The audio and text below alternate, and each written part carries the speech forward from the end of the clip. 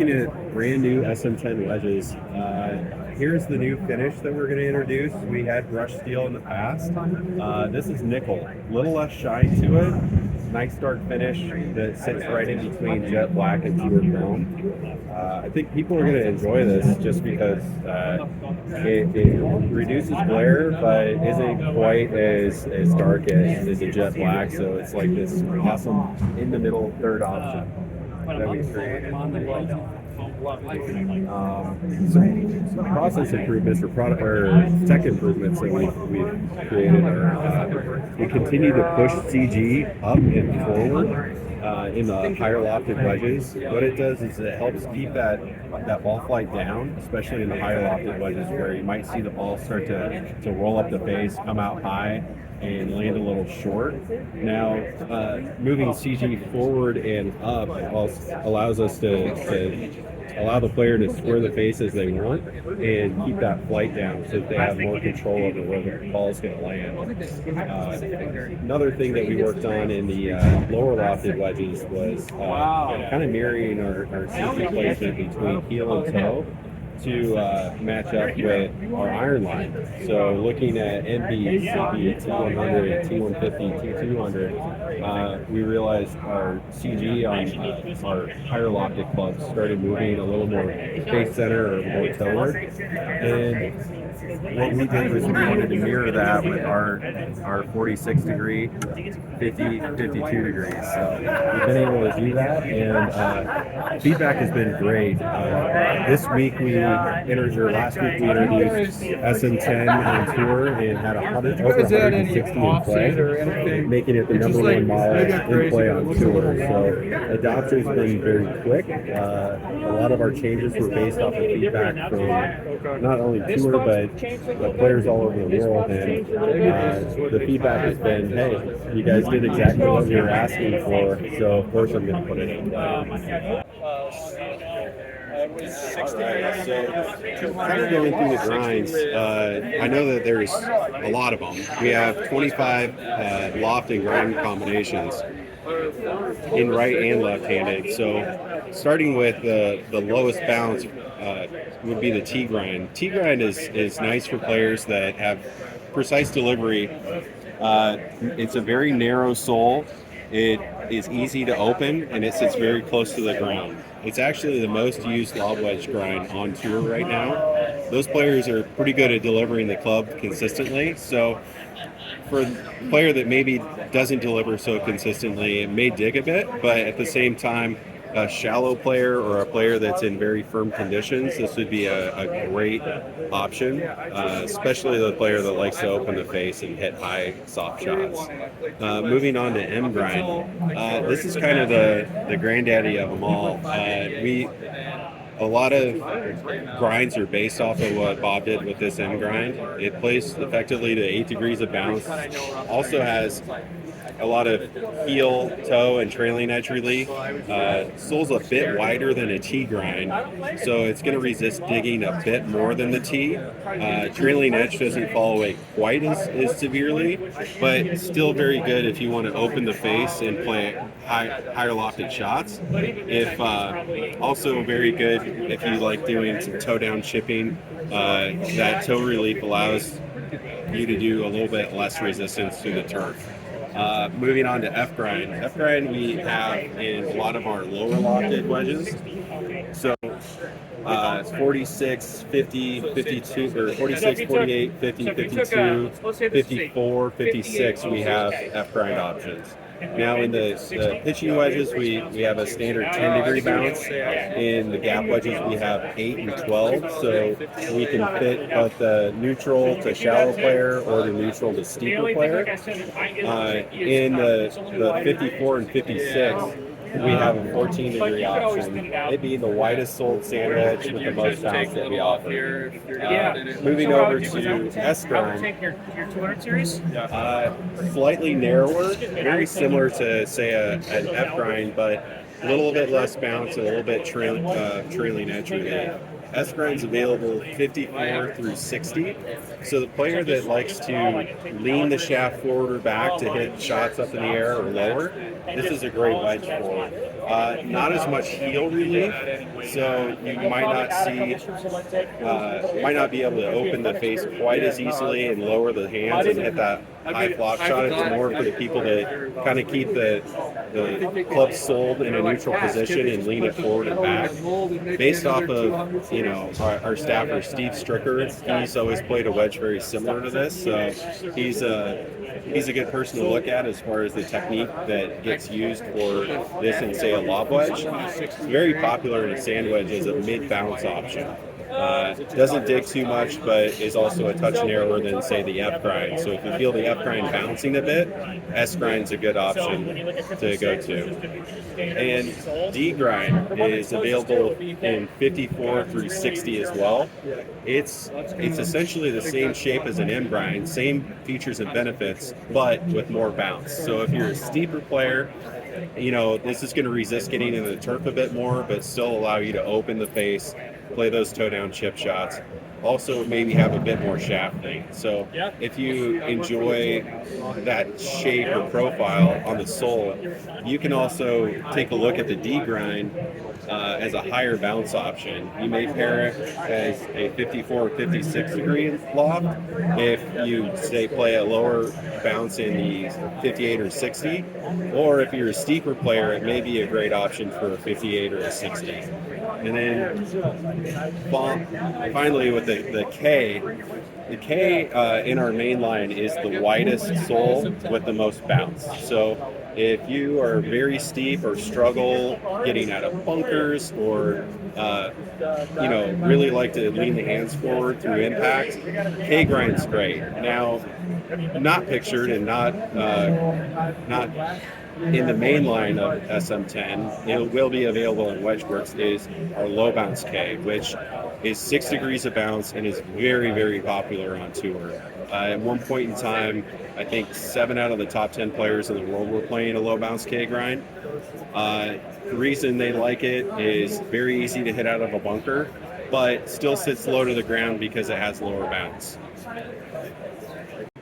Here's our new T-Series irons that we launched just in August of last year, and been an unbelievable start to the iron, and it's going to continue in 24. Got the T100, T150, T200 and T350, all designed to work as a family. We'll talk about that shortly, around how we fit and how we actually like to blend sets together to get performance for the golfer. But I'll take you through each model and some changes and the technologies that exist in those models. So starting one with the T100, how do you change the T100? Well, you don't really change it too much. It's been a staple on the PGA Tour for so long. But when you really do ask a PGA Tour player, or any player for that matter, what do you like about an iron and what will make you fall in love with an iron? It's how it feels. So that is something that we try to obsess about all our irons. And certainly in the T100 is where we had the most change from the prior gen. So we've improved the feel off the face by strengthening up the back bar that runs on the back through the middle of the iron there. And that allows, just to help, stabilize and reduce the vibrations, because vibrations is feel and sound. So really improving the sound and the feel of this iron with the strengthening of that back bar. And that also helped us also reposition the CG ever so slightly to get, a more optimal trajectory for the player. And then the other thing that we also changed from a feel perspective, and this is what we learned from our friend Mr. Vokey, is we changed the sole design. We actually reduced and smoothed out the trailing edge of the iron. There used to be a step on the old T100, and there is no longer a step. And as our friend Aaron Dill likes to say, we want an iron or even a wedge to be fast in and fast out. So if you've got a step on there, there's no need to have that to create any resistance through the turf. So that sole design, believe it or not, is actually in all of our irons because of how well that sole design actually goes through the turf. So T100 is a staple, made some subtle changes to the feel, not only off the face, but also through the turf. T150. There's a new name, right? It's replaced the T100S. T100S was the same shape and size as the T100, but 2 degrees stronger. The T150, we've actually made the sole a little bit wider, tiny bit wider, hence why we called it the T150. That wider sole just helps better turf interaction, or a different turf interaction for a different type of player with a different type of angle of attack, but also from an ideal CG location and maintaining that 2 degrees stronger loft. So being 2 degrees stronger, it's going to be a little bit faster off the face because of the 2 degrees stronger. But you can see from the top line, it is exactly the same and looks the same as the T100. So really pleasing to the eye. What we've also done, though, is to improve the feel of these irons, as well as we've improved the muscle channel that runs, the muscle cavity channel that runs in the back of the iron there. We've moved that closer to the face. And by moving closer to the face, just can help, again, improve the feel and the performance of that iron. T150 out the gate was really off to a hot start and was the most popular iron in our lineup right out the gate.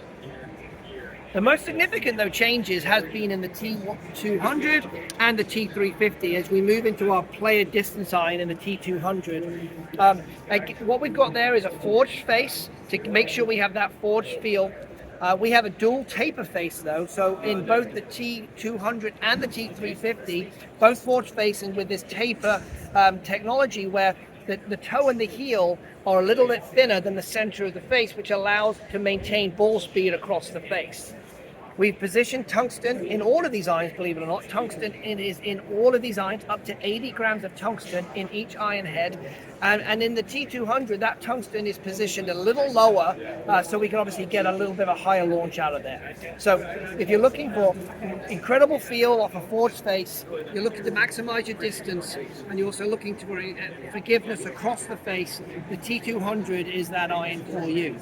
We've also improved the sound dramatically, and this has made a big cosmetic change with that back badge as well. How we actually adhere that badge and the actual design language underneath that badge is really speaking to making sure the sound feel and the feel is impeccable. If there was a knock on the last T200 iron, we could have just improved the feel slightly, and we've nailed it with this one. And then as you move into our game improvement product, which is a T350, it's got all the bells and whistles as a T200. So it's got all the tungsten you want in there. It's got that forged dual taper face. It's got our max impact, which again helps to maintain and maximize ball speed, both off center and off center shot, and the feel. And also, of course, the badge design as well, to give an incredible feel. High launching, most forgiving iron in the lineup. So there's a constant theme, though, throughout of all our irons. We've got the same amount of offset in all of our irons, believe it or not. So a 6 iron or a pitching wedge throughout the lineup, the offsets are the same. We have tungsten in all of our irons. We have the sole in all of our irons. We have the CNC milled face in all of our irons. Why do we do that? That's what we've learned from Vokey. We want to maintain spin rates. We don't want golfers having that ball go 10 yards further than a shot that they hit prior, because it had a lower spin rate. We don't like any of those jumpers.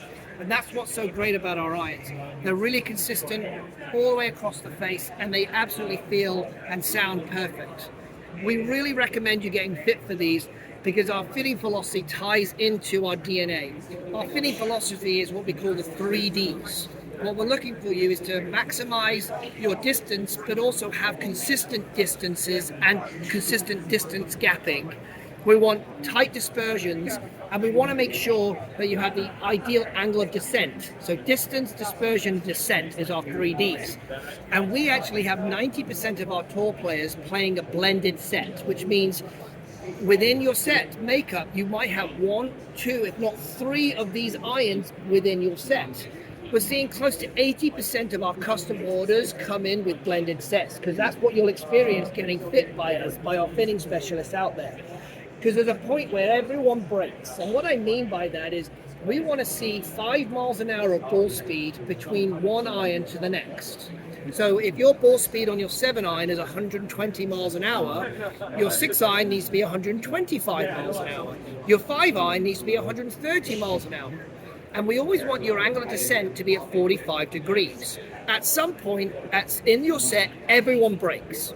So if you can't maintain your ball speed 5 miles an hour increments and maintain your your angle of descent at 45, we then start changing your model so we can achieve that. So for example, I'm a T150 player, but when I get into my 5-iron, I don't get that 5 miles an hour, gapping, and I lose my angle of descent. So I jump to a T200 in my 5-iron and a T350 in my 4-iron, believe it or not. And that gives me my distances I want and the same angle of descent throughout my set. So really playable now.